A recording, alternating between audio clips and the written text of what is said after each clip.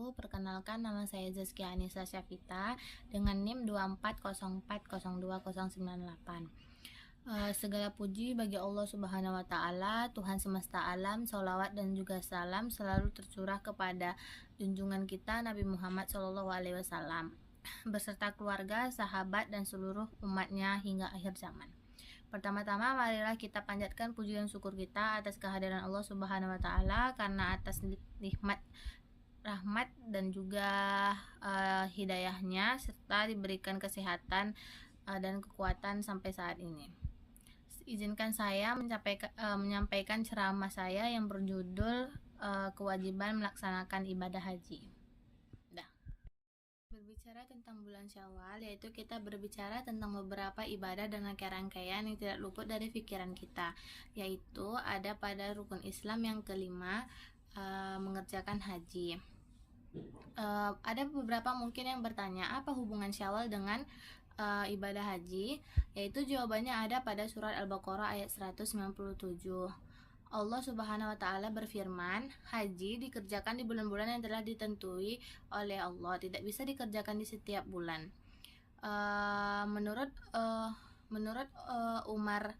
Ibnu Umar, dan ini adalah ketentuan Imam Syafi'i, bulan-bulan haji adalah itu bulan Syawal, bulan Zulqa'dah, dan 10 hari pertama di bulan Zulhijjah.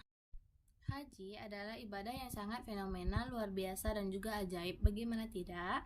Nabi kita SAW bersabda dalam hadis At-Tirmizi, berselang-selinglah dalam melakukan ibadah haji dan juga umroh, karena akan menghilangkan kemiskinan dan juga dosa. Haji dan umroh adalah ibadah yang akan menghilangkan kemiskinan dan juga dosa. Makanya dalam kaidah para ulama, yaitu orang yang haji dengan haji yang benar dan juga dia melakukannya dengan ikhlas, dengan tuntunan Rasulullah SAW, maka hajinya bukan hanya haji zohir, tetapi juga haji zohir dan batin. Ibadah haji adalah ibadah yang merupakan kewajiban yang diminta oleh Allah Subhanahu wa Ta'ala dari diri kita. Allah Subhanahu wa Ta'ala berfirman dalam surah Ali Imran ayat 97, dan hak Allah yang wajib ditunaikan oleh manusia itu adalah mengerjakan ibadah haji jika ia mampu. Jika ia mampu, bukan jika ia mau. Ayatnya jelas pada surat Al-Quran. Dan barang siapa yang mengingkari kewajiban haji, maka Allah itu maha kaya, dan Allah itu tidak butuh dengan alam semesta. Allah menjelaskan dengan statement yang sangat jelas, jika Allah itu tidak butuh Anda, alasan-alasan Anda, dan juga urusan Anda, dan dengan apapun yang Anda kerjakan, karena Allah itu maha Rabb segala alam. Wahai manusia, kalianlah yang butuh Allah, bukan Allah yang butuh kalian. Sesungguhnya Allah itu maha kaya dan juga maha terpuji. Haji adalah undangan dari Allah. Bagaimana kalau kalian itu mendapatkan uang 1 miliar, apakah kalian datang ke rumahnya jika dia mengundang kalian? Lalu bagaimana dengan Rabbul Alamin yang mencipta kita itu mengundang kita ke rumahnya? Bagaimana perasaan kita? Berfirman pada surat Al-Hajj ayat 27, dan undanglah manusia untuk mengejar ibadah haji, di mana rasa syukur kita terhadap Rabb yang telah memberikan kita segala sesuatu selama ini. Haji bukan hanya berangkat ke tanah suci, tetapi haji itu adalah tamu atas undangan dari Allah. Oleh karena itu, Allah menjelaskan bagaimana respon orang-orang beriman pada surat Al-Hajj ayat 27.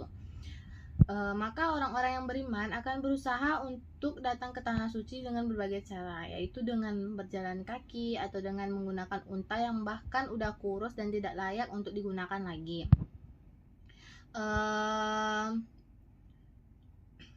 Lalu bagaimana dengan kita? Bagaimana dengan respon kita? Apakah kita sudah memikirkan hal itu? Bagaimana jika bos kita yang mengundang kita untuk makan malam atau bahkan mengundangnya dalam hal lain? Apakah kita sudah bersedia untuk menolaknya? Lalu bagaimana dengan undangan Allah Subhanahu wa Ta'ala? Apakah kita sanggup untuk menolaknya juga? Apabila ada kesalahan, saya minta maaf.